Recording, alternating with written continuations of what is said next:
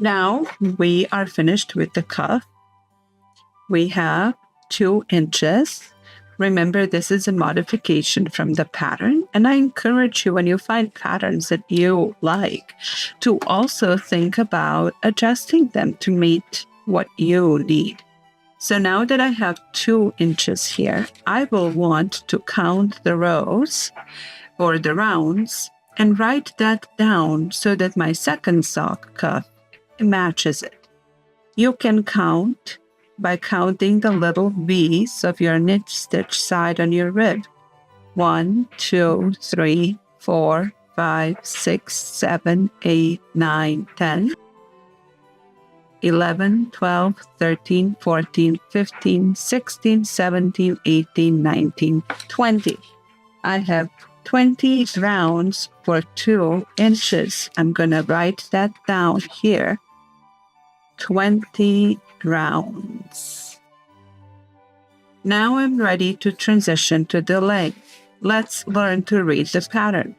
Switch to larger needles. So I'm ready to take my larger needles, which are 2.5 millimeters. And I want to knit 18. Remember, I'm working on the medium size. I started with 72 stitches. I want to knit 18 and place a marker. So here's my stitch marker I'm going to need. Place a marker for a new BOR. Remember that abbreviation page that I told you to have handy? When you read patterns and you come to an abbreviation like that, you want to go to your abbreviation page. And that will tell you that BOR means beginning of round. So when I started, I counted my rounds based on where I really started and connected the round. Now I'm going to knit 18, place a marker, and that will be the beginning of the round, which will be the center back of the leg. What does that mean? That means that these color charts that the designer made are placing the seam right here. So we're going to be always having a stitch marker right at this part of the sock. Okay? Once I go through that round and finish it, I'm keeping the same color and I'm going to only knit. I read further. The leg is worked over 3 charts. So this designer made a colorful sock, and there is A, B, and C for the leg.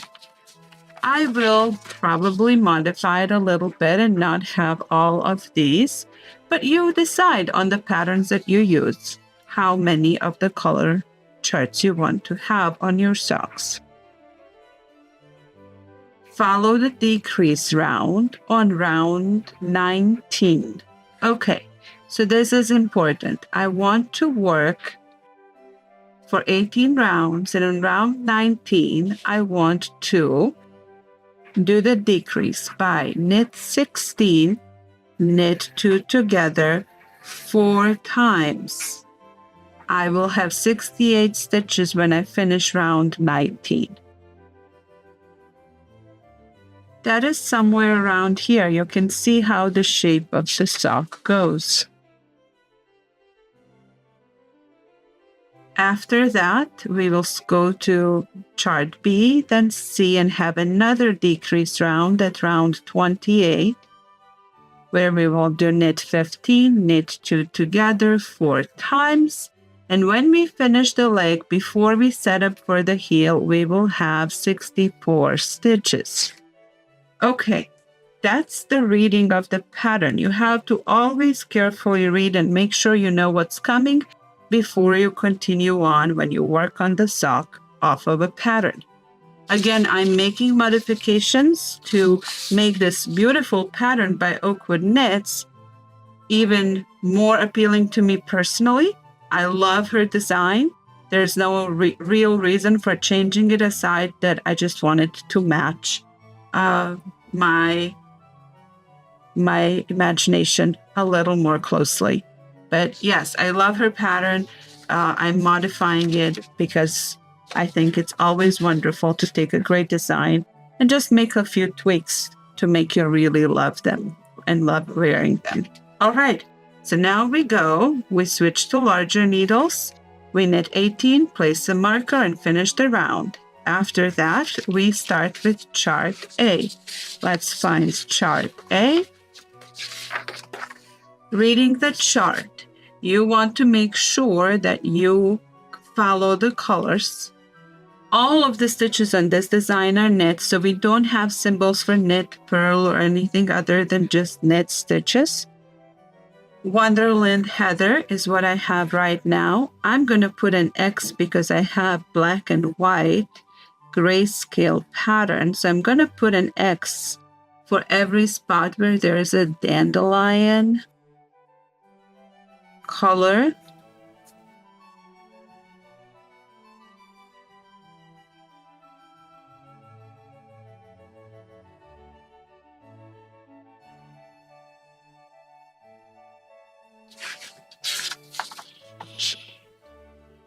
I think I'm saying this correctly. Okay. And then it will continue on in this dandelion color. So all of these will then be dandelions.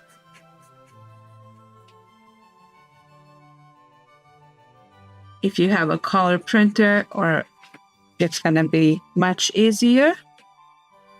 And then when we get to that point, we're going to pull out the dandelion color. For right now, we want one setup round and then 2 rounds from chart A. Let's knit. So now I take my work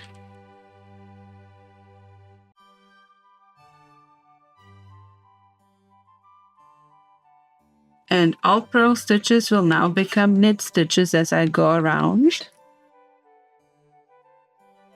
1, everything is now knit. 2, 3, 4, 5, 6, 7, 8, 9, 10, 11, 12, 13, 14, 15, 16, 17, 18. Now, if you are knitting on the round needles, you can just slip your marker onto the needle like this. What I like to do with my double pointed needles is to take my stitch marker and place it here through my knittings. It's going to live there. So my little bee is going to live there, and it's going to remind me that this is the back of the leg whenever I get to this part. And now I'm counting rounds from here. So I want to go all the way around knitting.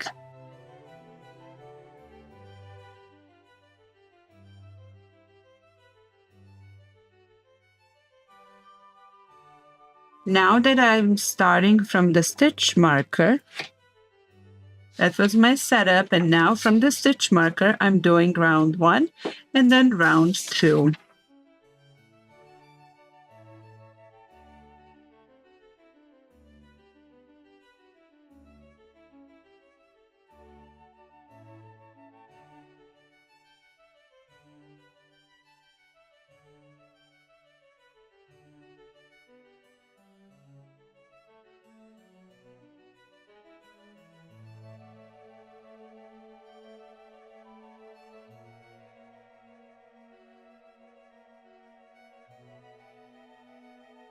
Now you notice I made a mistake. I kept going on my smaller needles. I need to undo all of this so you can just walk your stitches back. Don't feel bad if this happens. To walk your stitches back, basically you just go backwards. You go in the loop below, pull the needle out. In the loop below, pull the needle out. You can do it from back or the front. You just walk them back onto the needle they came from, undoing the new row. This is for me the easiest way to undo something when you catch it and you're still on that row. Just walk them back. Once they're walked back, I take the correct needle and I knit again.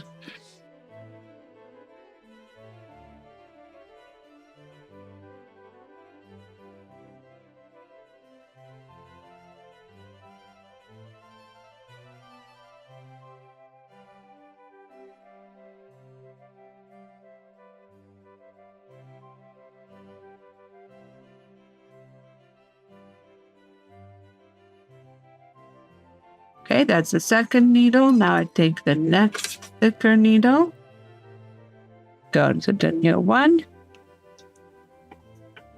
knit across,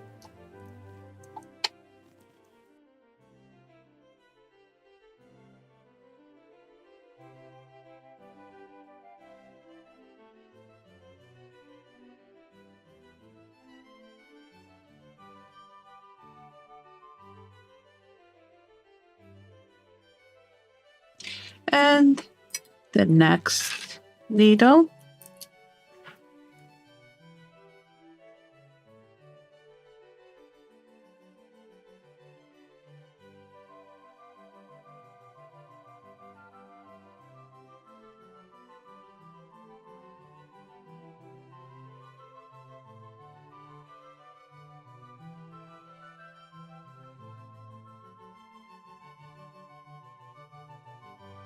Okay, and now one more round in this color before the color work needs to begin. It's chart A, first two rounds are the same color.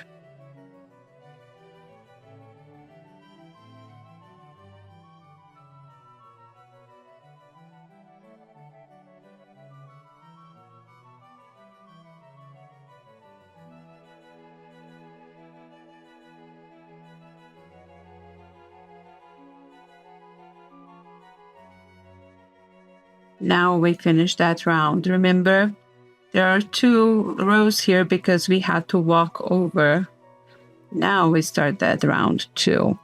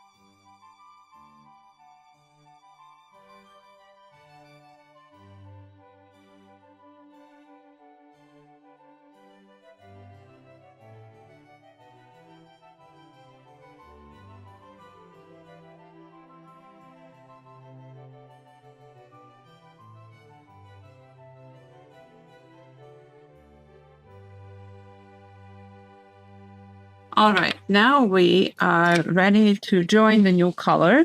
We will do that in the next video. Now we're going to take a break